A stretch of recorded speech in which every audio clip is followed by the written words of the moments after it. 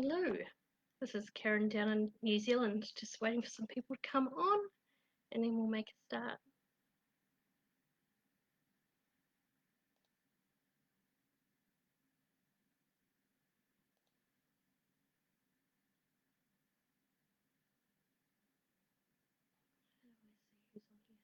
Hi Sarah, nice to see you here. Hopefully it's a bit warmer where you are than it is here. We've just had our first snowfall for 2 years.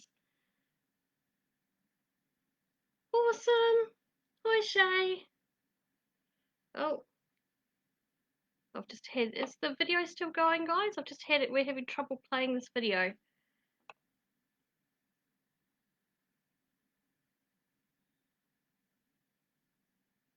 We're still going?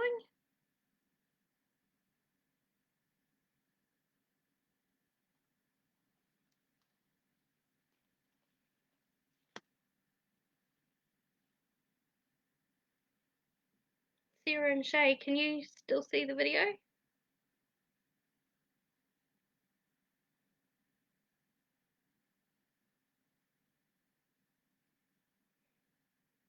Hopefully we're going.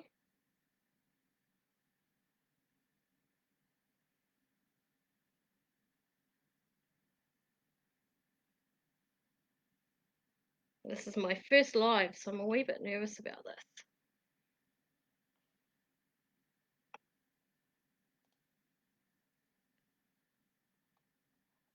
Oh.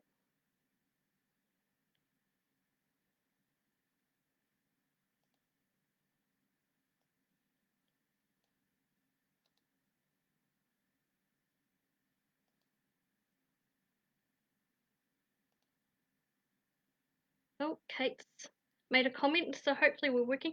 Can you see image, guys? I've got something on my screen saying that we can't play the video. So if you can see the video, can you just give me a thumbs up, please? Okay, I've just had a text from one of the people watching saying, yes, they can see, so I can't see myself, but that's okay, I quite like that. So we'll wait for a few more people to come on and then we'll make a start. It's really exciting being able to talk from New Zealand, where we've been out of lockdown for, we must be going on 6 weeks now. Life as usual. So we chat about some of that, because it's been exciting times. Okay. All right. Well, I might make a start. I don't know how to see how many people we've got at the moment, but that's okay. All right. So comment along and ask questions so I know people are there, because it's a bit strange talking to a camera and not getting anything back. I'm used to my Zoom sessions. So I guess, well, let me introduce myself. I'm Karen Keppel and I'm a paediatric occupational therapist in Dunedin, which is in the lower half of the South Island of New Zealand. So we're deep in winter at the moment. So snowfall last night on the mountains, which made last night a bit anxiety provoking for me. Was I going to get down here or not? And I have got a team of 5 here who work with children with a range of needs. We've got kids who have learning differences, kids with autism or ADHD. We have kids who have just anxiety. We have some with OCD. Um, we've got some kids with trauma. Um, we have all sorts going on, but we have become a bit of an overflow mental health service because of just the sheer amount of demand on mental health services in our area. So I've got a few questions here that Marnetta has sent through. So I'll work through some of them, but if you've got any other questions, do post them. It would be great to see what you guys would like to find out about. So,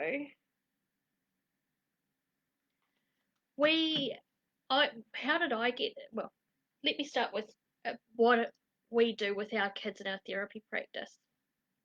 So, we have got two OTs, myself and another one in Dunedin, one in Oamaru, one in Balclutha, and we've got a fabulous OT assistant as well, who's based here in Dunedin, and she's an early childhood teacher and just brings so much fun to the practice.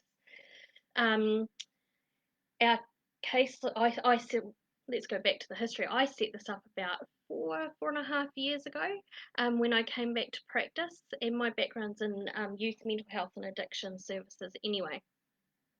Um, so I have come into this area with a behavioural background. Um, we provide assessments to help the paediatrician we work with come up with a diagnosis, um, particularly for autism and ADHD. And we provide assessments for parents that they can advocate for their children's needs at school or figure out what they need at home as well.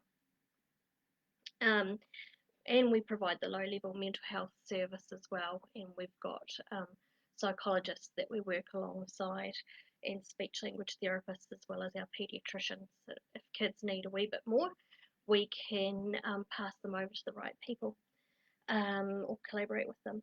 And the majority of the work that we do is around self regulation and behaviour, in the classroom and at home. Um, so some of that self-regulation will be sensory based and some of it's emotion based, but all of it we use a similar program. So what inspired me to do the Relax Kids training? So like I say, I've got a background in mental health and addiction services for young people. Um, I worked as a specialist dialectic behaviour therapy skills coach, so working alongside psychotherapists, helping kids with the practical skills that they needed to be able to develop distress tolerance. Um, Mindfulness was the key component and the foundation of DBT that we had to practice as support people as well as using it with the kids we worked with. So that's a foundations practice model that I've pulled through to what I do now. And then Relax Kids has just fit perfectly as a model for being able to have something that's evidence based and comes with all the resources to support that work. So I've got two kids with special needs myself, and both of them have got emotional regulation difficulties within that.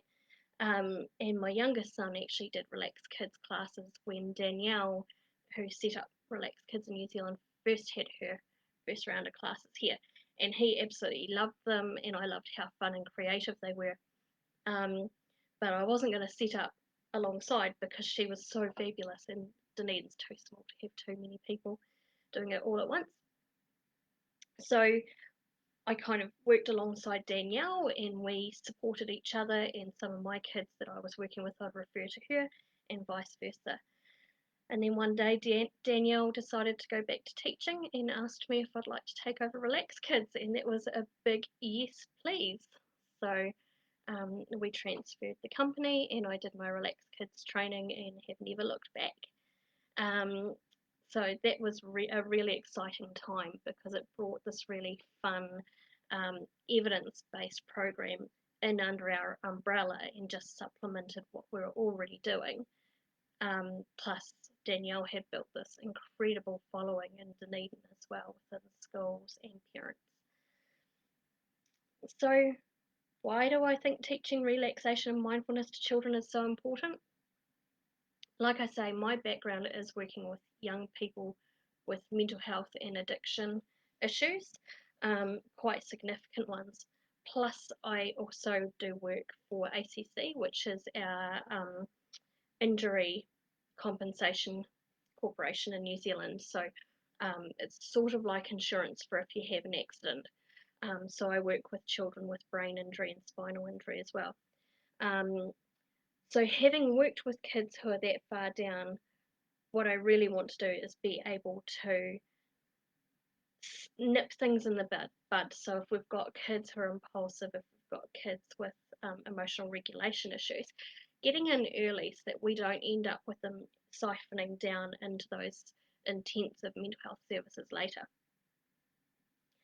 or ending up with injuries. Um, so I just find that, like I say, with a background in dialectic behaviour therapy, teaching mindfulness has been a really key part to helping children recognize what's going on and just slowing things down. Um, it almost feels like we're in a world that's going really fast, that has a lot of information, that has a lot of demands on kids, a lot of stresses, there's a lot of exposure to quite stressful information going on through media and social media, and sometimes we don't even realize kids are being exposed to that. For example, that in New Zealand we have hourly news updates that show on channels even during kids' cartoons. So we think the kids are watching cartoons, but actually they're seeing news about, for example, in New Zealand, we've had two major earthquakes in Christchurch over the last, I want to say, 9 years. But in all reality, it's closer to 15,000 earthquakes, including all the aftershocks. We have had floods, we've had the volcanic eruption last year, and we had the shooting in Christchurch last year as well. So our kids, and then the pandemic, of course. So our kids have been exposed to this on TV, on the radio. Parents are talking about it, and we don't always recognise that little ears are listening and that little ears can understand to a certain extent but can't process that information.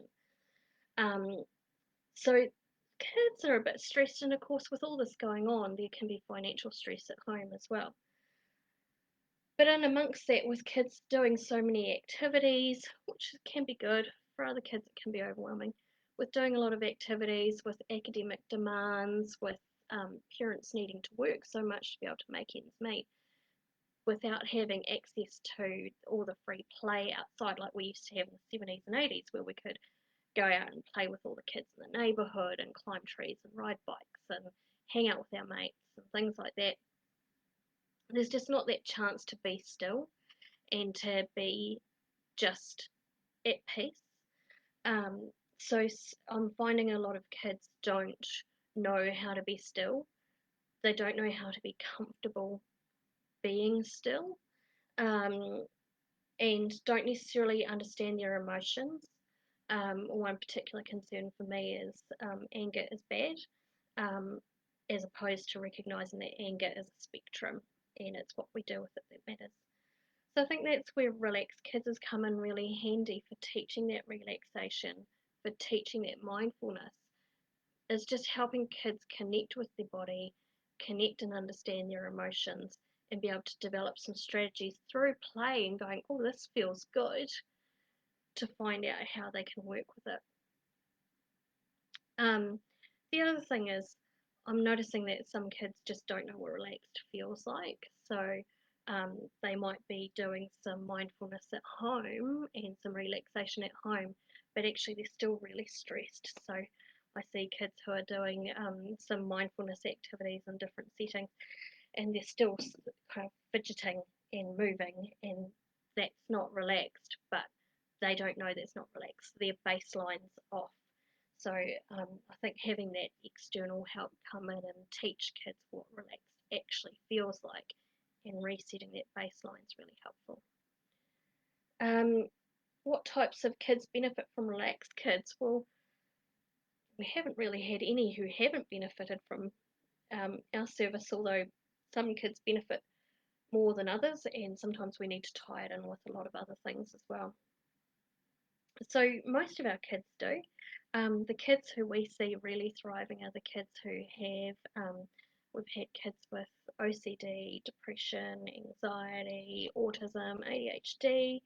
Where we found it really helpful has been our kids who have language processing difficulties, because we can reduce down the language, use our visuals. We have a visual planner and we have our coloured posters on the wall so we can help kids with the transition during sessions, as well as having the activities that they can see it.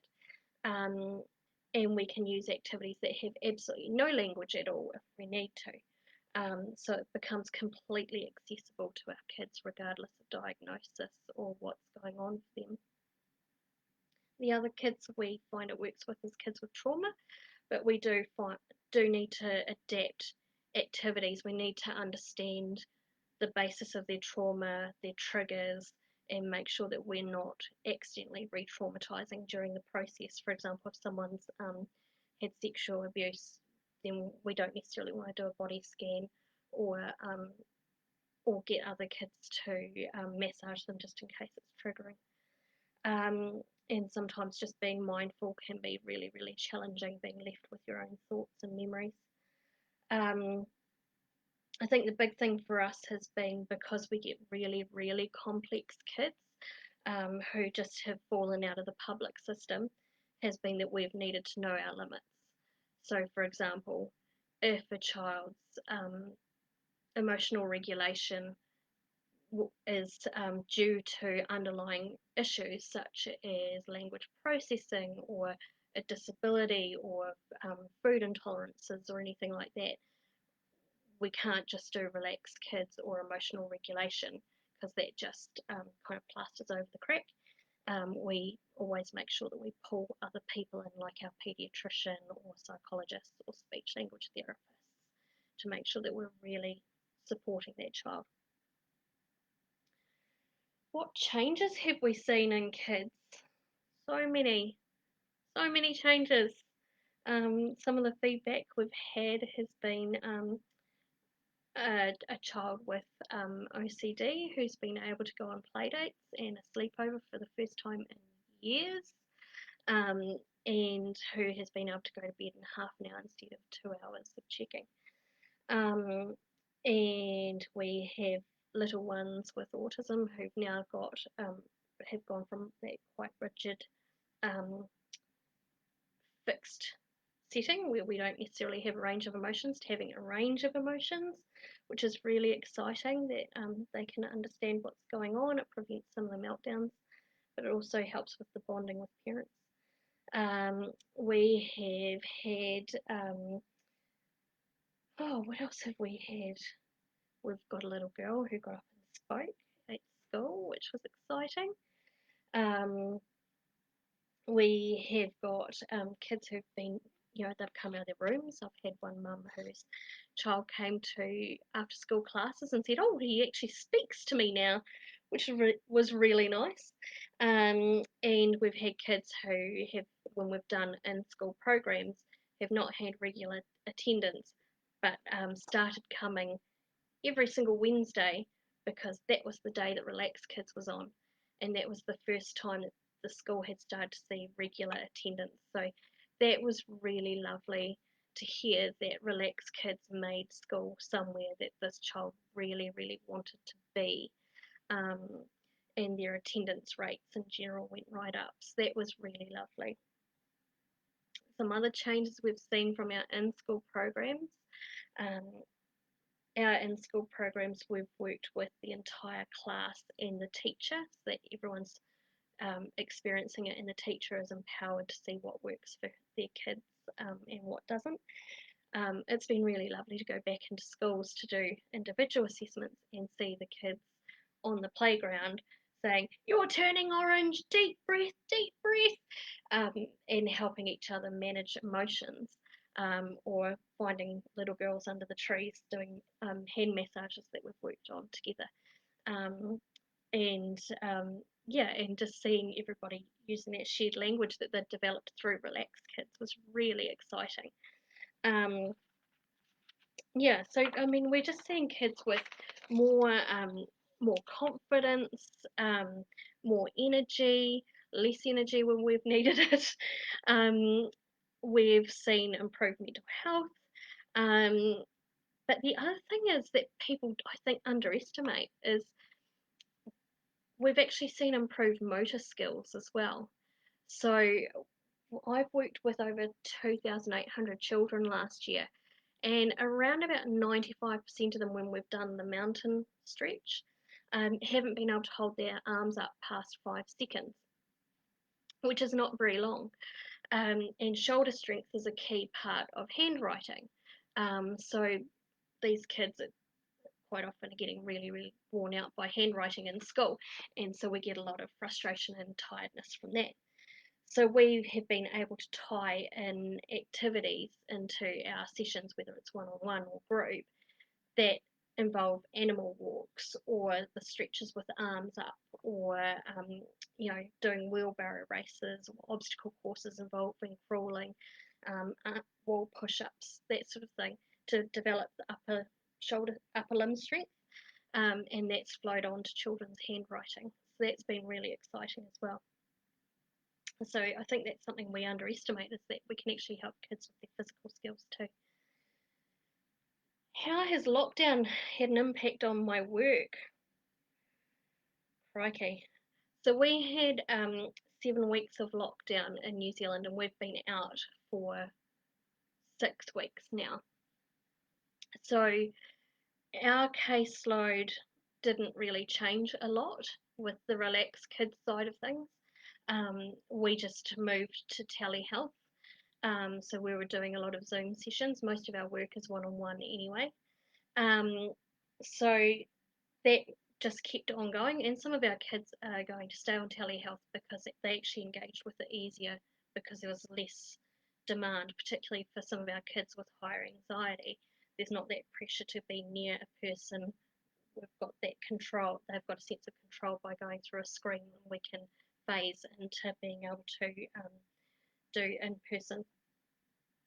Our caseload has drastically increased, drastically, and we don't know if that's because parents having their children home have realised that their kids do have anxiety and that they do need a bit of help, that it's not necessarily a school thing, or if being in lockdown itself has caused anxiety.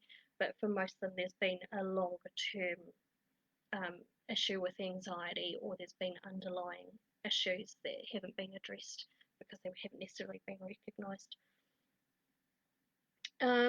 What response have we had from parents and teachers?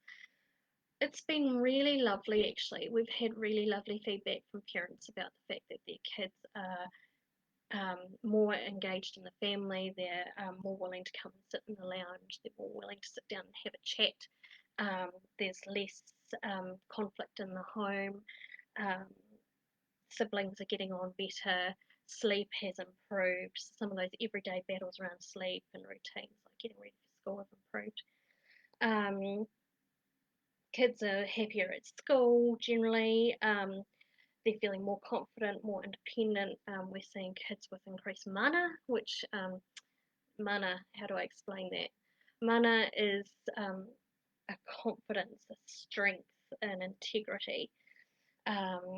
It's almost like a leadership quality, I guess, if you think of the people who you look at who are just the bee's knees. And some parents have been trying to get help for years. So for them, feeling like they're finally getting traction has been huge. So that's been massive. But the other thing has been having our school and our after school and one-on-one sessions has been having parents sit in. If you sit in, I expect you to join in. And kids, you see the parents on their phones on the side, and I get them to join in, and we do remote control cars, and I get the parents to spin on their bums, going wee wee wee, or join in the massage, and you can just see their children's faces light up. And the whole time the parents are playing, the kids' eyes don't leave their parent. They don't look at any other parents. They don't look at any other kids. They look at their parent like their parent is magic. So that's really, really special. And you just see a different bond in them when they leave the room compared to when they came in. So that's been something that I've absolutely loved. So some favourite tools, things that we love using. I'm sure every coach has pulled these ones out. Our Hoberman sphere for breathing. This is an absolute favourite with our kids. Super effective, and something that we use just to teach about breathing and how the lungs work, but also to try and get the pace of breathing right, particularly to get the count in of 4 and the count out of 8. So, and that's to do with the polyvagal nerve, so which is puts us into fight, flight, or pull us out. These are some of our favourite books. So both of these have got fabulous relaxation scripts in them, and we particularly enjoy The Long Stretch and Cool Pull, and a couple of the other really the muscle progressive muscle relaxation type ones. We do find some of our kids struggle with the visualizations, but they love the once we've done a few progressive muscle relaxation ones, they'll dive in. Our Worry Monster. He's one of our favourites that our kids love. So he's a bit like the Tooth Fairy. So, and of course comes in Relax Kids Purple, which comes in handy. So our wee worriers can write down their worries on a piece of paper, or if they don't have the language, they can just scribble it in a colour. Only for parents who remember the Tooth Fairy. If they don't remember the Tooth Fairy, this isn't a very good one. So the kids just pop their worry in his mouth or her mouth, and then when they wake up, the worry is gone. So Worry Monster's been huge. The other one we love, and it's a key component of what we do, is this book, Little Meerkat's Big Panic. So it's all about the fight or flight process, and it talks kids through how our brains work and how the different parts of our brains function, and how the good things and the not so good things that we experience. So this is similar to the analogy that we use for Relax Kids, but instead of having an owl, we have a monkey. So we do that with drama, and we use our wee friends here to talk us through, and we just use lots and lots of drama and acting, which is awesome. So there's some of our favourites. And just otherwise, just some of the games. Remote control cars is one of the absolute all-time favourites I find with our kids, because we can be super noisy and super silly, and I always end it with a traffic jam, so you have to go as slow as you can, just to try and transition kids into the next stage after play. Do I think that parents and teachers need to learn relaxation techniques? Absolutely. I don't think we can expect kids to use these skills on a daily basis unless they've got someone role modelling it. And that's why I quite like when parents stay, because they often see wee tricks that they'd like to practice at home. And sending home some activities can be really helpful. So if we do a one-on-one, we have the parent come in for the last 5 or 10 minutes, and we can show them what we've been working on. The kids can show them what they've been doing or what they like. And yeah, engaging teachers through the schools program has been really important, because again, we get the teachers involved, so the kids are watching their teachers use these activities too, and they're hearing their teachers speak in the same language about, I'm getting really frustrated, I need to take a big deep breath. So we've got that lovely role modeling going on again, but also that chance for kids to join in with their parents, which is really with their teachers, which is really special. What would I say to someone thinking about doing Relax Kids training? Do it.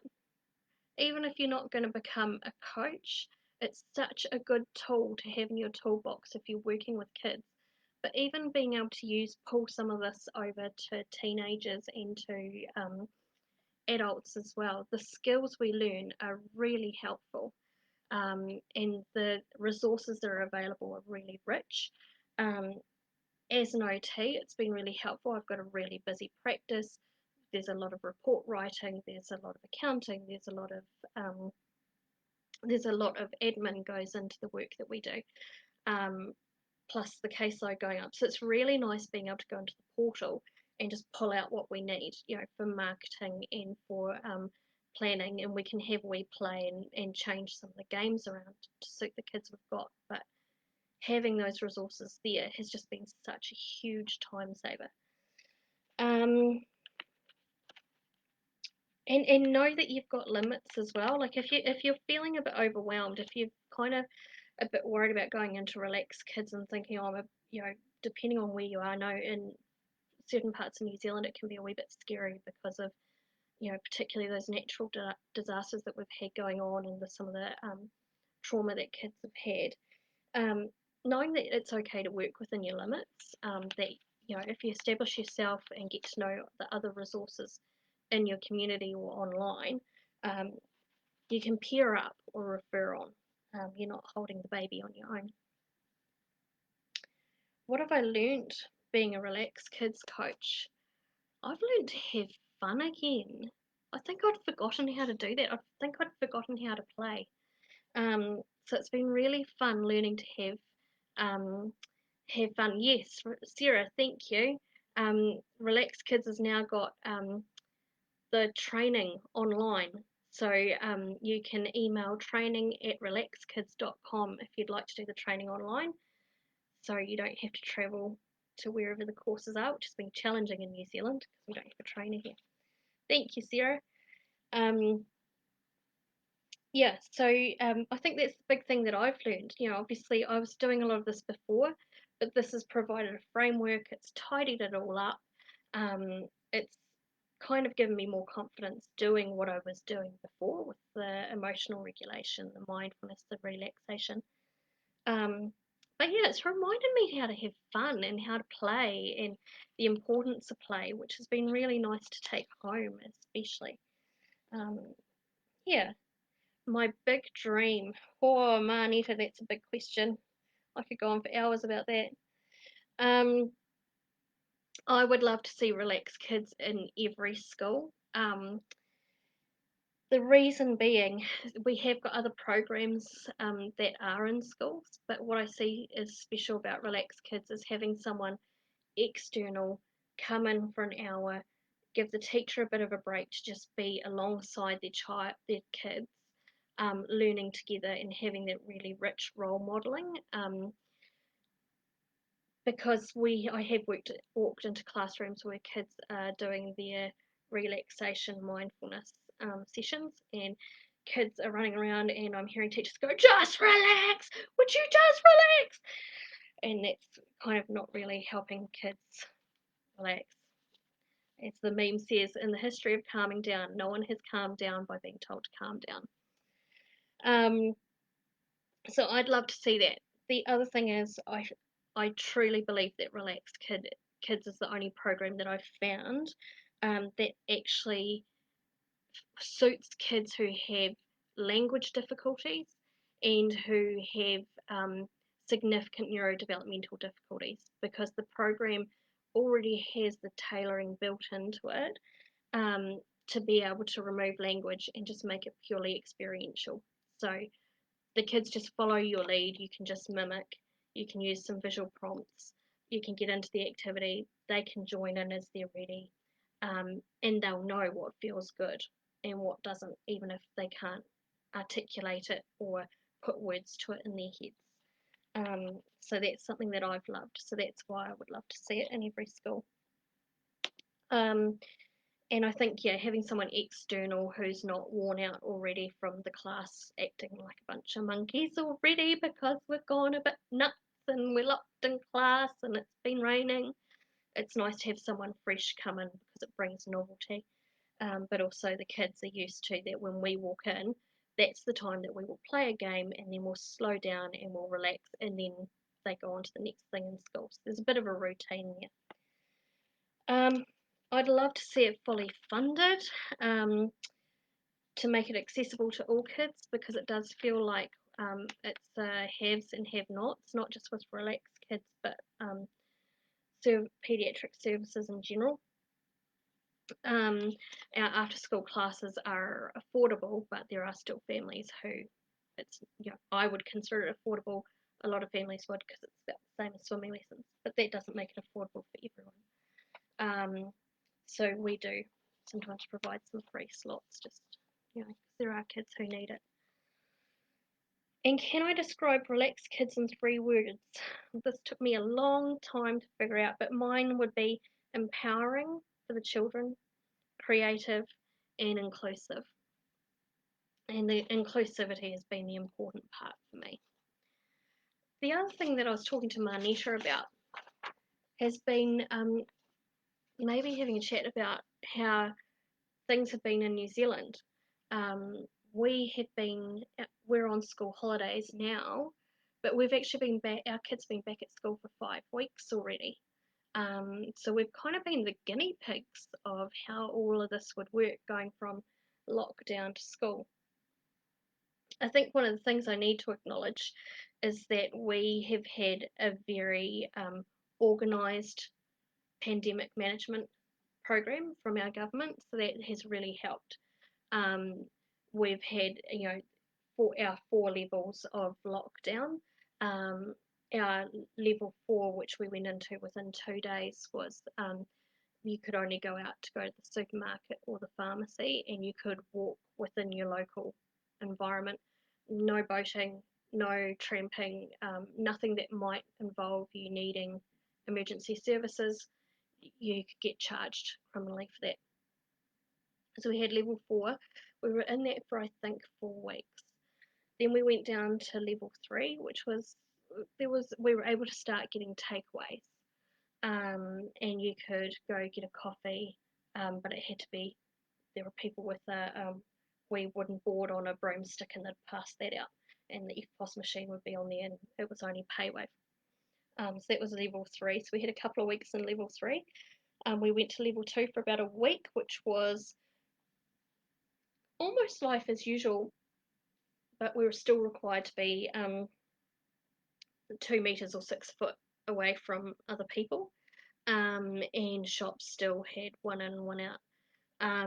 Now we're at level 1, and it's basically life as usual. It's just that we're being asked to voluntarily contact trace. So we've got apps that we can use. So for us, we have a 4-step set plan of what we will do. So we need to make sure that none of the kids we're working with have got coughs or colds or runny noses or sore throats, but a wee bit of common sense is needed because the kids. So we've had that to work with, and I think that's helped the kids we work with because they know what the expectation is.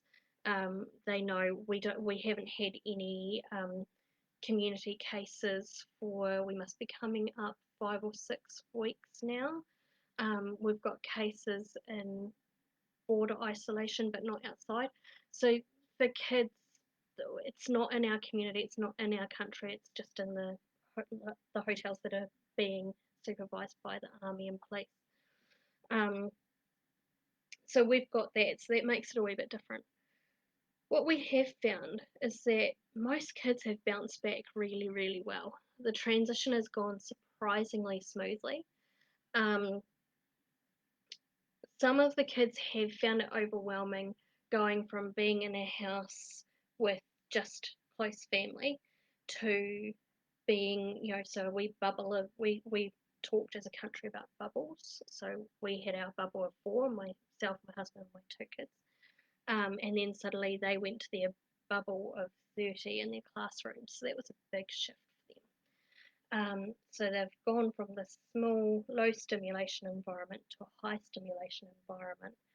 Plus, they've gone from people being dangerous to you have to have all these people around you. So it's a big shift. But luckily, the schools have managed it really well by not worrying about the curriculum for the first couple of weeks. It was just about reconnecting, re-establishing routines, and working on well-being in the first place. So they just kept it really gentle and really simple, and there were a lot of resources available. We have had kids who have got anxiety from it all, though. Um, there are kids particularly who have had the news on a lot for the daily updates. So the pandemic is an ongoing thing. It's something to be stressed about. We're waiting for the next update at 1 o'clock each day. So it's kind of been something that they're on tenterhooks for the next update. The other thing is, there are families who unfortunately have lost their income, have lost family members. Um, so there is stress within the home environment, understandably. So there is that as well. So we do have kids who are affected long term, but and it seems to be a minority. Um, so I think just our role as Relax Kids, coaches, is being there and having the resources available, being able to articulate what we can do, being understanding. Um, One of the things I've found is having to slowly approach children because some of the kids I'm working with, that even now, 6 weeks later, they're still a little bit nervous about touch because touch was dangerous, touch could kill, um, because of the black and white thinking. So we don't do high fives anymore. One child in particular, we have to do an elbow bump instead or a foot tap. So, some of those things have still lasted, but we've been able to adapt it. Um, so we've made sure that games are at a distance if needed. And the other thing is, I set up some of our one-on-ones in parks and playgrounds, that there was that ability to have a bit of space, and that open fresh air, so it wasn't just me going straight into their home or them coming into our office. Um, but yeah, generally the transition back to school and preschool seems to have gone well, but our attendance rates at preschool are down. I think there was a release last week saying early childhood was down about 50%. And there's a lot of kids who have stayed homeschooled, but generally that's because they've thrived at home, as opposed to not being able to get back to school. They've just realised that they can learn, and they weren't dumb. They just needed to have a quiet space to be able to learn, or be able to learn at their own pace. So yeah, it's been fairly straightforward, but I think the tips I would give for people who are supporting kids going back to school after lockdown is recognizing that there's going to be that stress of going from a low stimulation to high stimulation environment. Kids are going to be a bit worn down. It's a shock to the system. Um, and that there is some anxiety there around the risk of being around new people. So just kind of sitting with that and just teaching all of that work that we already do about recognizing where you're at and being able to use your strategies to calm your body down. And the other thing is just, yeah, okay, so how do we integrate this in? So, for example, no more high fives, elbow tap. Because of the work we do within our occupational therapy, we often do high fives alongside what we're doing because that's just how we work. So yeah, just some of those wee spaces, even just making sure that there's allocated toys or tools for each child if they need it, so that they don't feel like things are getting passed around if that feels a wee bit worrying to them. And I guess the other thing has been our tools. We've only used the tools that can be disinfected when we first went back as well. So yeah, that's kind of how we're going. It's been really interesting actually how smoothly return to school has gone for most people. So hopefully throughout the world people will find the same thing, that kids bounce back, although yeah, like I say, we've got that really clear process for kids and adults of what level are we at, what does that mean, what's the behaviours that are expected, what's the risk level, what happens next, when do we review, and what would be the cutoff that would make us go back, so we're not sitting here wondering what tomorrow's going to bring. So yeah, thank you so much, guys, and thank you, Sarah. I really do want to reinforce what Sarah has put into the comments about Relax Kids training being online. Um, it's a fantastic way of being able to access the training no matter where you are. Um, so yeah, I'd really encourage having a look at that if you are interested in doing the training. Um, so ka kite, goodbye from New Zealand. I'm gonna go back out and brave the cold and see if we can find some snow. See you later. Bye.